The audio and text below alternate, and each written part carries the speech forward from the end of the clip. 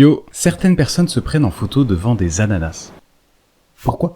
On est aussi beaucoup à avoir un taf qu'on déteste, mais quand on dit ce qu'on fait aux autres, ça nous rend quand même plutôt fiers. Pourquoi ?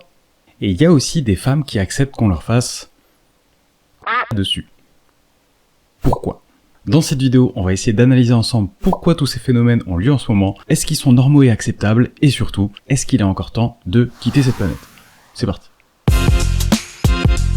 Alors parmi toutes les caractéristiques de l'être humain, il y en a une que j'ai envie de creuser avec toi aujourd'hui pour mieux comprendre les êtres humains et ces comportements pas toujours très clairs, c'est le désir. Non, pas ce désir-là, le désir de manière générale. Alors pour comprendre ce qu'est le désir, je vais devoir partir de la base de l'être humain. Que veulent les hommes et les femmes ? Quels sont nos besoins ? Alors d'après la pyramide de Maslow, on a différents types de besoins, et une fois qu'on a complété les besoins d'une couche, on peut passer à la couche suivante. T'inquiète, on va regarder ça ensemble. Alors d'abord, on a besoin de boire, de manger, de respirer, dormir, éliminer nos déchets, faire du sexe et se reposer. Tout ça, c'est nos besoins physiologiques.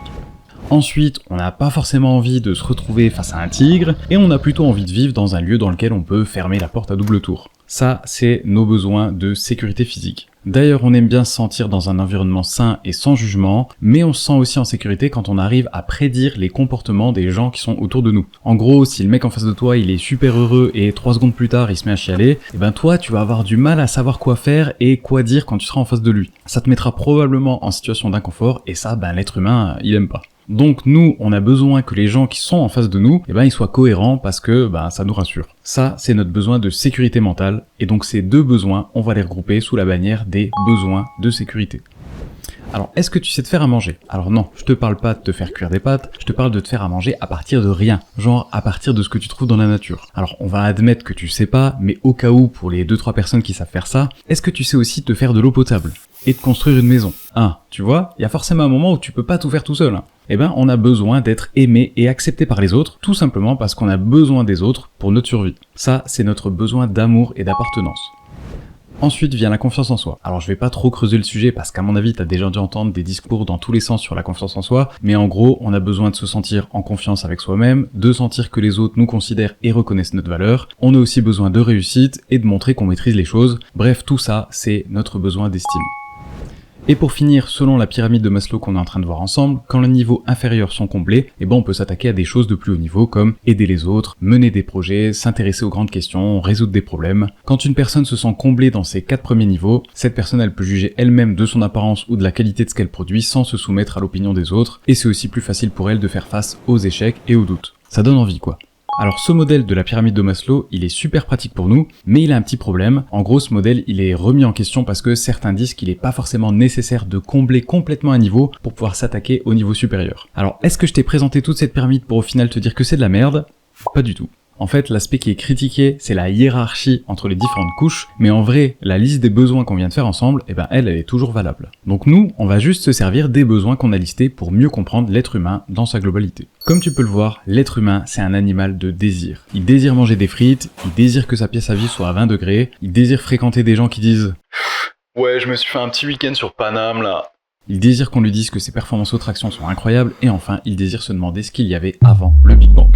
Pour résumer, l'être humain semble donc vouloir devenir plus beau, ce qui va au moins assurer son besoin sexuel, plus intelligent, ce qui va au moins assurer son besoin d'amour et d'estime, plus fort, ce qui va au moins assurer son besoin de sécurité, mais l'être humain, il veut aussi devenir plus riche, avoir plus d'amis et plus de pouvoir, pour les mêmes raisons. En plus de souvent désirer ce qu'il possède pas, on est vraiment des êtres chelous.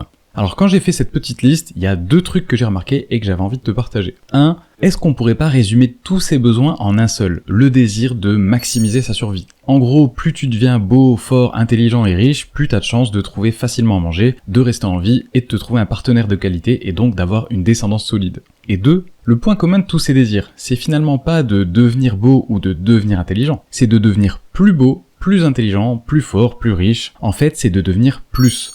Donc de devenir une meilleure version de soi-même. Autrement dit, d'évoluer. Je pense donc que l'un des besoins fondamentaux de l'être humain, c'est son besoin d'évolution. On pourrait même penser que le besoin d'évoluer il est tellement prononcé chez nous qu'il est satisfaisant en soi. Ce que je veux dire par là, c'est que parfois, au lieu de se sentir comblé par le fait de devenir fort ou intelligent, on arrive parfois à prendre du plaisir uniquement parce qu'on est sur le chemin de l'amélioration. Le fait d'être en train de s'améliorer, même si on n'a pas du tout encore récolté les fruits de notre travail, c'est parfois déjà suffisant pour ressentir de la satisfaction.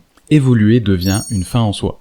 Ça pourrait peut-être expliquer pourquoi quand on vit dans un logement de 50 mètres carrés par exemple, le jour où on déménage on se dit toujours « Bah maintenant je veux avoir au moins 50 mètres carrés, sinon plus ». Ou encore « Moi j'ai une télé de 72 cm, mais le jour où je change, j'en veux une d'au moins 1 mètre ». Et c'est peut-être aussi pour ça que quand on a atteint un objectif dans notre vie comme atteindre un certain niveau de salaire ou avoir atteint son poids idéal, on a du mal à s'en satisfaire pleinement parce qu'on a déjà envie de plus.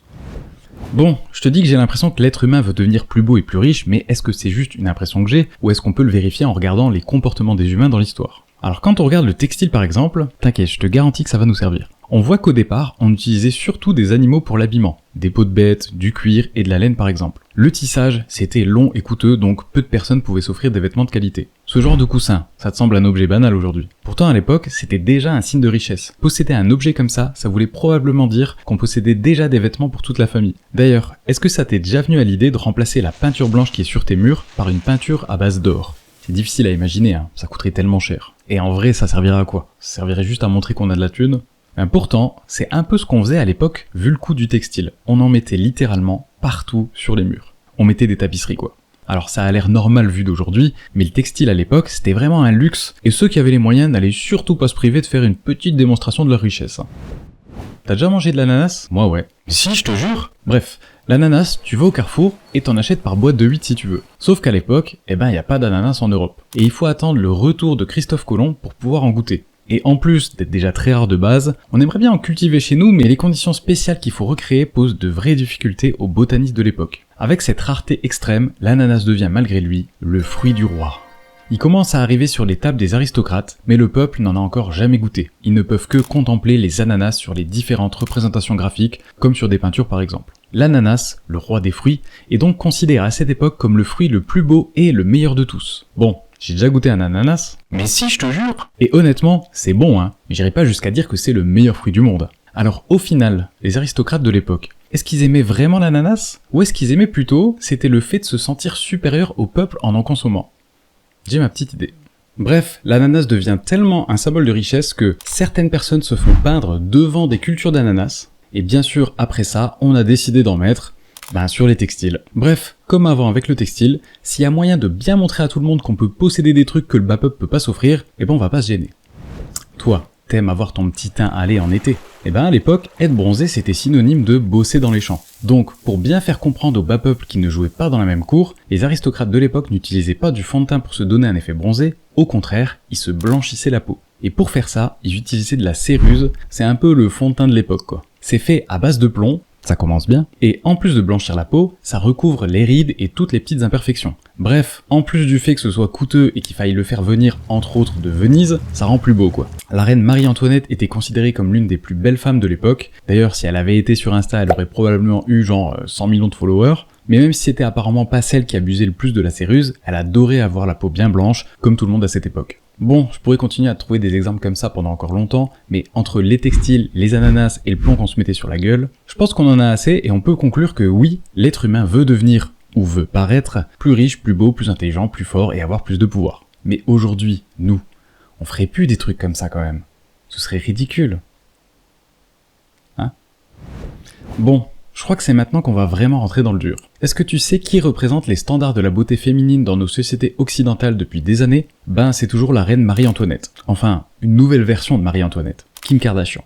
Les grands yeux, les sourcils dessinés, littéralement, la peau très mate, la bouche pulpeuse et surtout, la silhouette en sablier, une poitrine volumineuse, une taille très fine et un énorme boule. Ce visage et ce corps ont façonné les critères de beauté depuis plus de 10 ans maintenant, et ils ont modifié avec eux les pratiques et les comportements des êtres humains, à tel point qu'aujourd'hui, les 18-34 ans font plus de chirurgie que les 50-60 ans. Alors je sais pas à partir de quand on devient un vieux con qui n'évolue pas avec son temps, mais j'avoue j'ai quand même vraiment du mal avec cette statistique.